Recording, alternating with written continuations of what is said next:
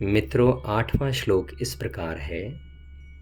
भवान् भीष्मश्च कर्णश्च कृपश्च समितिञ्जयः अश्वत्थामा विकर्णश्च सौमदत्तिस्तथैव च।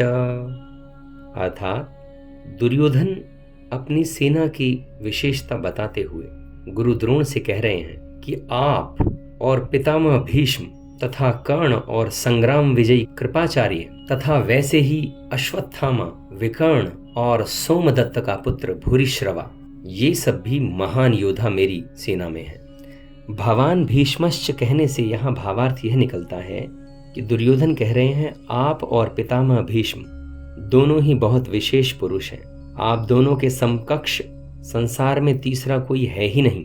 अगर आप दोनों में से कोई एक भी पूरी शक्ति लगाकर युद्ध करे तो देवता, यक्ष, राक्षस, मनुष्य आदि में कोई भी ऐसा नहीं जो आपके सामने टिक सके। आप दोनों के पराक्रम की बात जगत में प्रसिद्ध है ही। दुर्योधन यहाँ कह रहे हैं कर्ण तो बहुत ही शूरवीर हैं। मुझे तो ऐसा विश्वास है कि वह अकेला ही पांडव सेना पर विजय प्राप्त कर सकता है। उसके सामने अर्जुन भी कुछ नहीं कर सकता और वह कर्ण तो हमारे पक्ष में है गुरुजी। आगे कहा गया है कृपश्च समितिञ्जय। कृपाचार्य की तो बात ही क्या है, वे तो चिरंजीवी हैं, हमारे परम हितैषी हैं और संपूर्ण पांडव सेना पर विजय प्राप्त कर सकते हैं। यह आपको भी ज्ञात है। अब यहाँ विचार करने वाली बात यह है मित्रों, यहाँ पर दुर्योधन ने कर्ण पर ज्यादा विश्वास जताया जबकि कृपाचार्य पर नहीं। इसलिए कर्ण का नाम तो भीतर से बीच में ही निकल गया। द्रोणाचार्य और भीष्म कहीं कृपाचार्य का अपमान ना समझ लें, इसलिए दुर्योधन कृपाचार्य को संग्राम विजयी का विशेषण देकर उनको प्रसन्न करना चाहते हैं। आगे दुर्योधन गुरु द्रोण से कहते हैं कि अश्वत्थामा ये भी चिरंजीवी हैं और आपके ही पुत्र हैं। ये बड़े ही शूरवीर हैं और इन्होंने आपसे ही अस्त्र और शस्त्र की विद्या सीखी है। ये बड़े चतुर हैं, ये आप जानते ही हैं। विकर्णश्च सौमदत्तिस्तथैव च।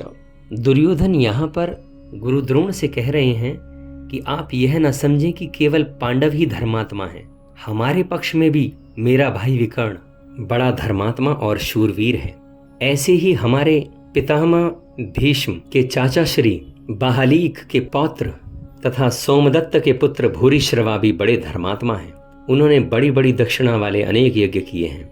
ये बड़े शूरवीर और महारथी हैं। ऐसा कहकर दुर्योधन अपने सेना की बड़े बड़े बखान कर रहे हैं। यानी वो कह रहे हैं कि हमारी सेना में कृपाचार्य और अश्वत्थामा ये दो चिरंजीवी हैं, जबकि पांडवों की सेना में एक भी चिरंजीवी नहीं है। हमारी सेना में धर्मात्माओं की भी कमी नहीं है, इसलिए हमारे लिए डरने की कोई बात नहीं है।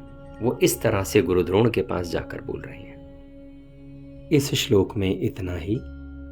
फिर मिलते हैं अगले श्लोक में। धन्यवाद।